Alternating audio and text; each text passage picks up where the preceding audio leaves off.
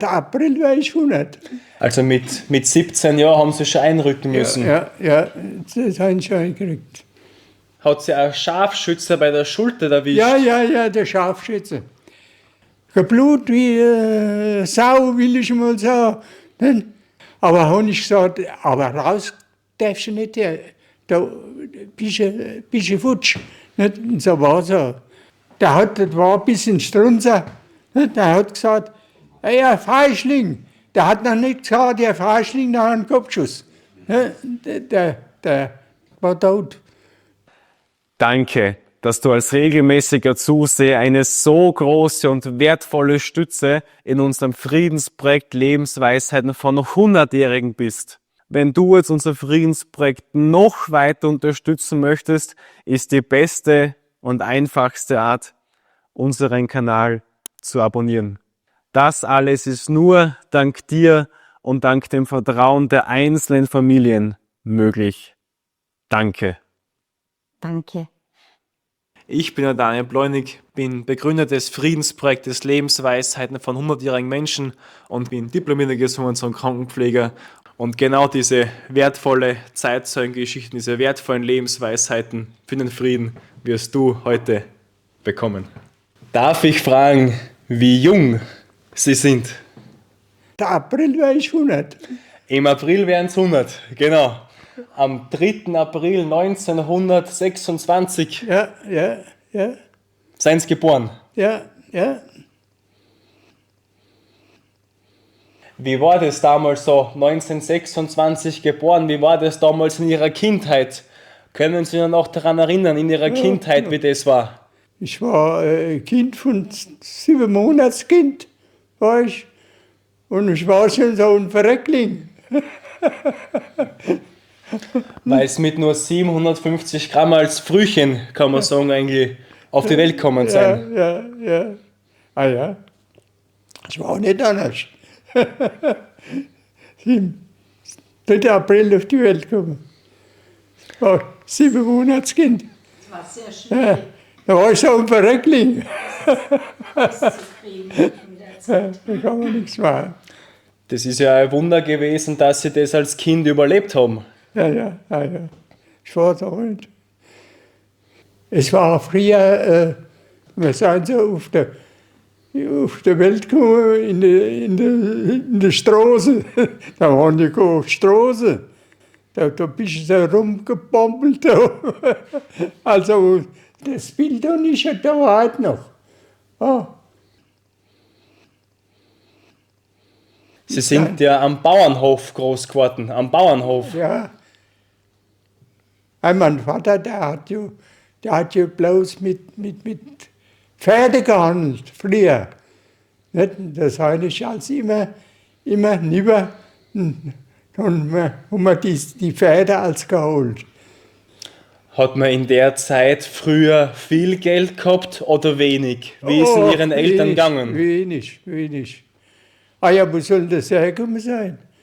Es war nichts da. Nicht? War eine schwere Zeit früher. Ah ja, da war nichts da. Wie haben Sie denn das erlebt, wie der Hitler an die Macht gekommen ist? Können Sie sich noch daran erinnern? Okay, das kannst du nicht mehr. Wir hatten bloß die Uniform, die blaue Uniform und Kettel da und fertig ab. Ja, da hat jeder so Dings gekriegt. Nicht? Und da ist losgegangen nachher. Nicht?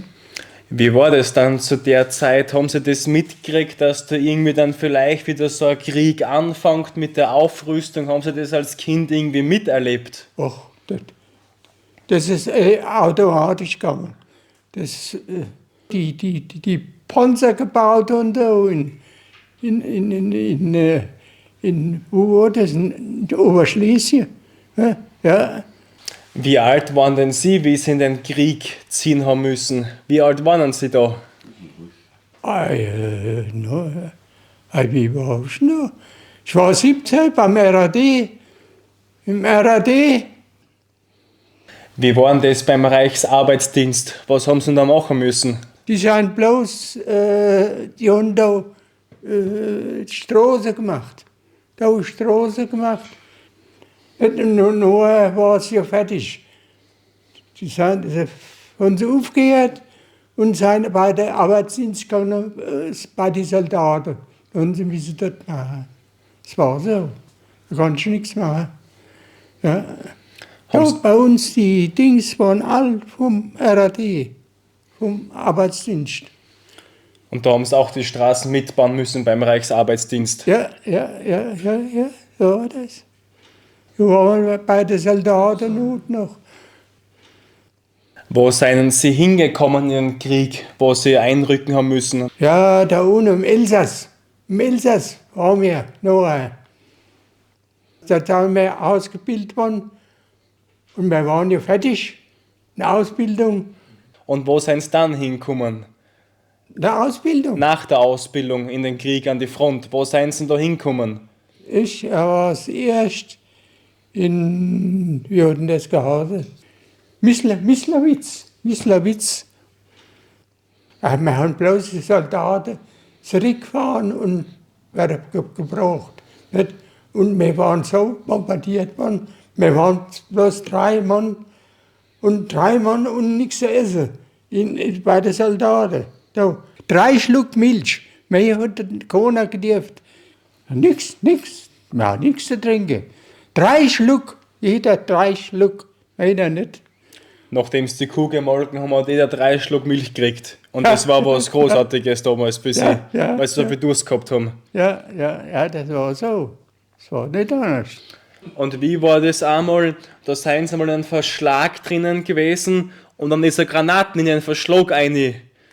Wie ist das gewesen? Ja, da haben sie Glück gehabt. Ja. Was ist da passiert? Die Russen, da die Bombe geschmissen haben. Was? Ich habe die gesehen fliehen. Die Handbombe haben so einen Apparat. Und ich wollte nicht gucken oder was. Ich wollte ja bloß, ich habe die gesehen und da sind sie über die Wand geflogen. Und da ich sind über die Wand geflogen.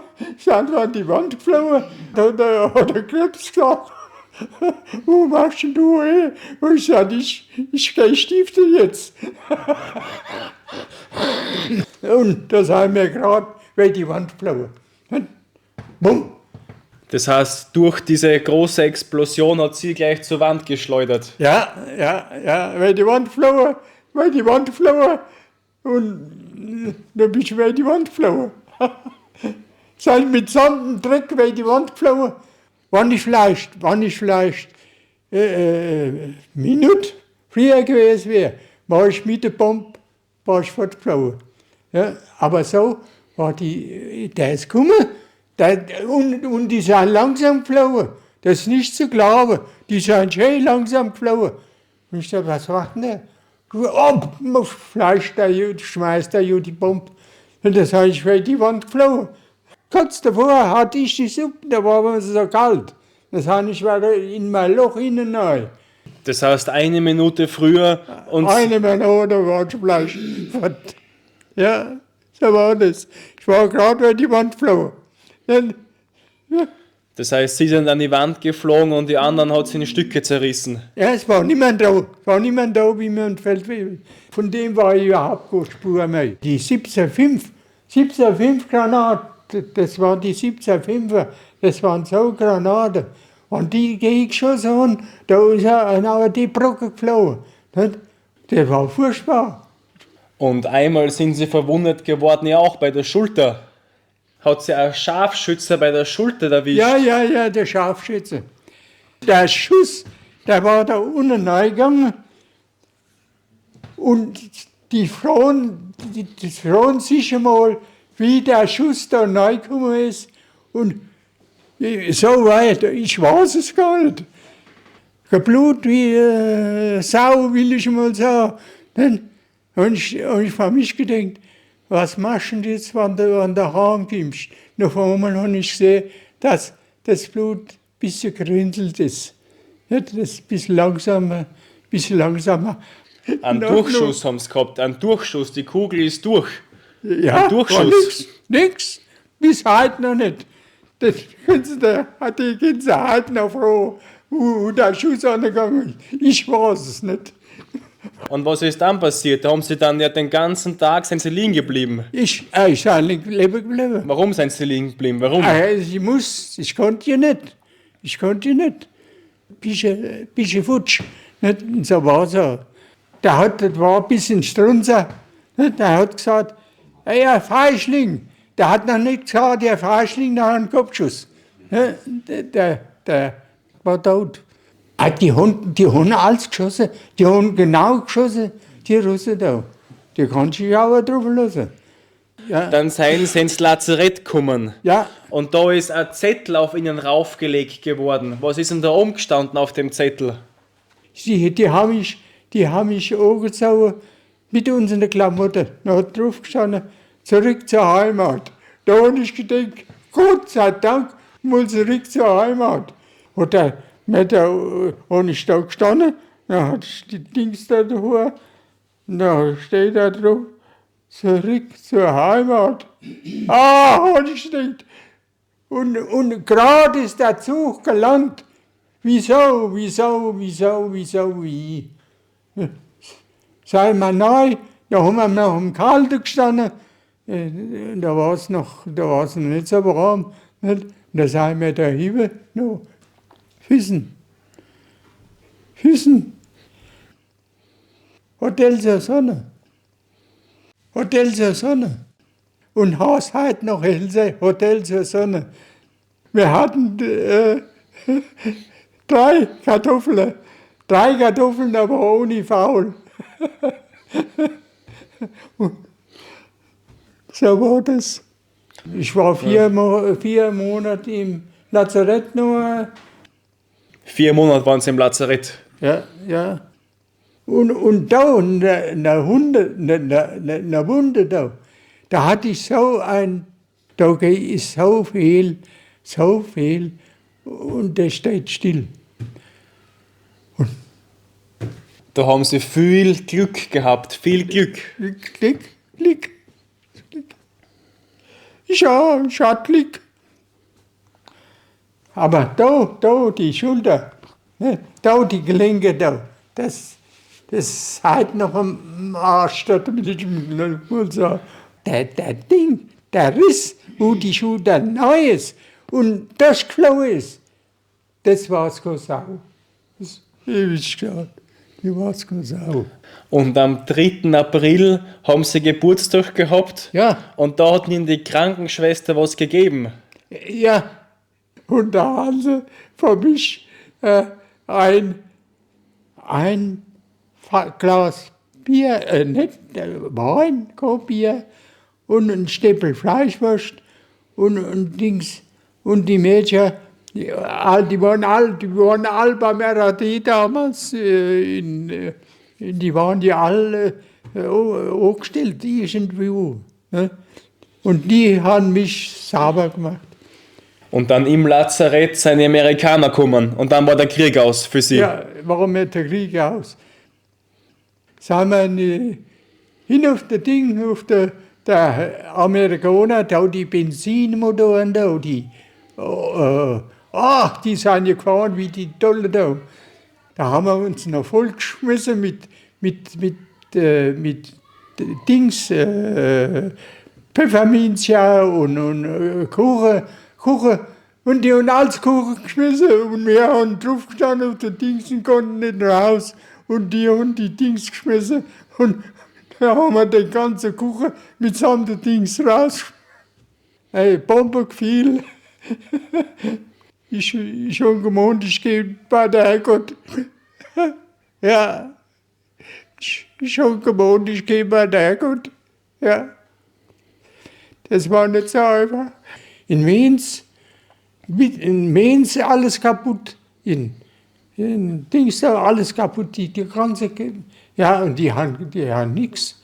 Die Dings da, ja, nichts.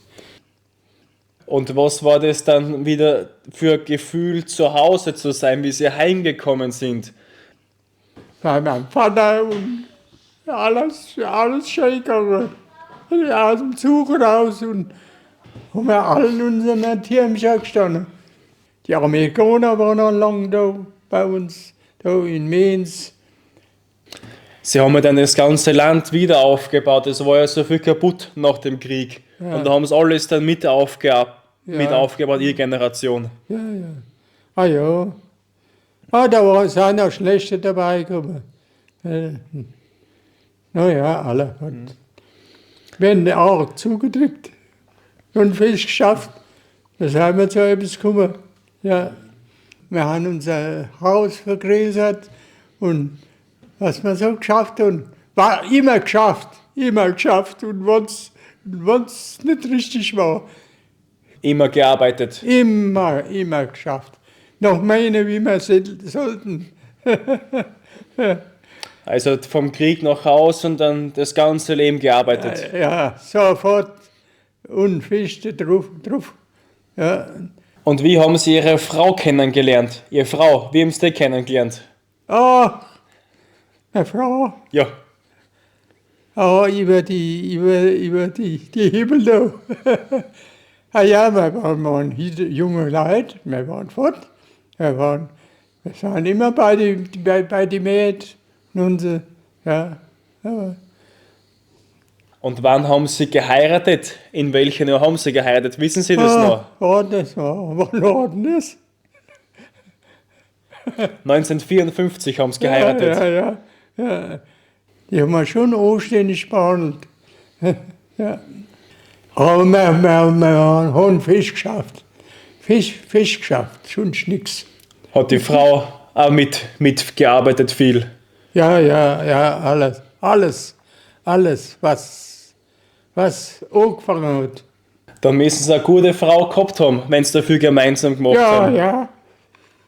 Die war dort noch. Die war noch bei uns da. Die alles noch mitgeschafft. Ja. Und was ist wichtig im Leben? Was ist wichtig im Leben? Anständig sein auf der Welt. Anständig bleiben. Ja. Anständig Ja. und ehrlich. Ja. Das ist wichtig. Ja. Das wollen wir da haben. Das hat alles sein Anfang und Ende gehabt. Ja, alle. Es war so. Schaffen haben wir müssen, alle miteinander. Die ohne uns schlecht verstanden und die anderen. Ne. Und, Aber wir müssen fest schaffen. und inwiefern ist die Familie wichtig im Leben? Inwiefern? Ja, die ist wichtig. Die Familie ist wichtig. Ja, die Eltern da, die waren nicht mehr in der Reihe. Meine Mutter war 95, mein Vater war auch 95 und die sind die haben die Kinder rausgezogen. Ja, so war das. Die sind in die Schule gekommen, und alles war nicht nur. Da hat keiner Chef geguckt. Wie viele Kinder haben Sie gehabt? Wie viele Kinder? Ich hatte 3 Kinder. 3 Kinder und ein paar Enkel. Ein ganzer Haufen voll. Ein Haufen Enkel schon. Und Urenkel auch schon. Ja. Urenkel auch schon. Ja. Eine große Familie. Ja. Jetzt werden Sie im April 100 Jahre. Im April. Ja. Haben Sie da irgendeinen Tipp, irgendeinen Ratschlag, dass die Zuschauer auch einmal 100 Jahre werden können? Haben Sie da irgendwas gemacht, Bestimmtes? Nein, ich gucke da gar nicht drauf. Ich denke, das ist eben so. Ich war mit 99 war ich so alt, eben 99 Jahre. Ich wollte sagen, ich will ja alt sein und fest schaffen. Immer schaffen. Ja, immer schaffen. Ist das auch so ein Lebensmotto gewesen? Wer rastet, der rostet, immer was machen, immer was schaffen. Immer schaffen. Schon immer geschafft. Guckt er den an. Mit 99. Gemäue!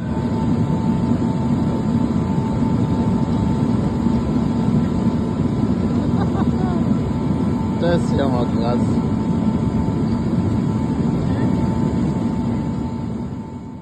Wenn es 11 Uhr war, das habe ich geschafft.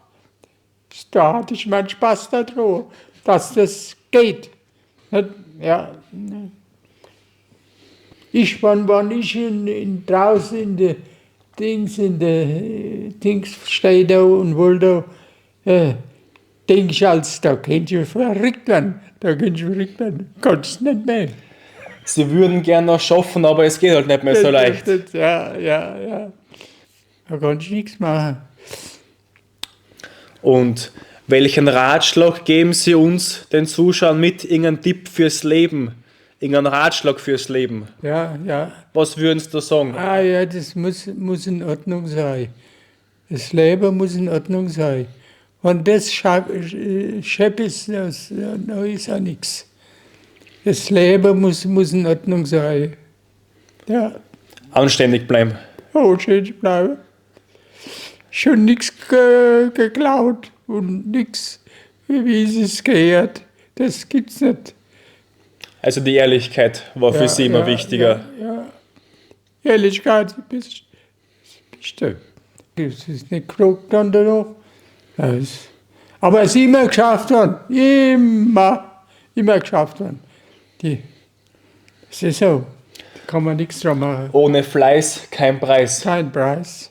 Ja. Gestohlen ist nichts, Mann. Und das muss in Ordnung sein. Und wenn sie mal schepp gelaufen ist. Und da, ach Gott, no. Und jetzt seien es fast 100. Ja. Fast 100. Ja. Es ist nicht leicht, wenn du schon älter bist und du kannst nicht mehr so, da kannst du gerade aus der Haut fahren. Wenn ich die Briefe sehe da, und ich kann nicht mehr lesen, da könnte ich verrückt werden. Ja. Da könnte ich verrückt werden. Ich will und kann es nicht mehr. Ja, die Aachen, die schaffen das nicht mehr. Da kann ich nichts machen. Da kann ich nichts dran machen. Wenn ich so alt sein und ich sterbe, dann kann ich da noch sterben. Ja. Im Krieg sind wir drüber gekommen, aber wenn wir so auch drüber kommen. Ja, so ist das. Jetzt habe ich noch eine schwierige Frage für Sie. Eine schwierige Frage. Ja. Was ist der Sinn im Leben? Anständig bleiben und schaffen. Ist alles. Und was wünschen Sie sich für die Zukunft? Ich wünsche mir alles Gute. Sollen aufpassen und sollen Dings alles in Ordnung, dass alles bleibt, wie es ist. Nicht? Ja. Man muss ohne anständig bleiben auf der Welt. Immer. Bei uns hat es da nichts gegeben, da hat nichts geklaut worden. Das ist alles in Ordnung gemacht worden. Ja. Das hat es nicht gegeben.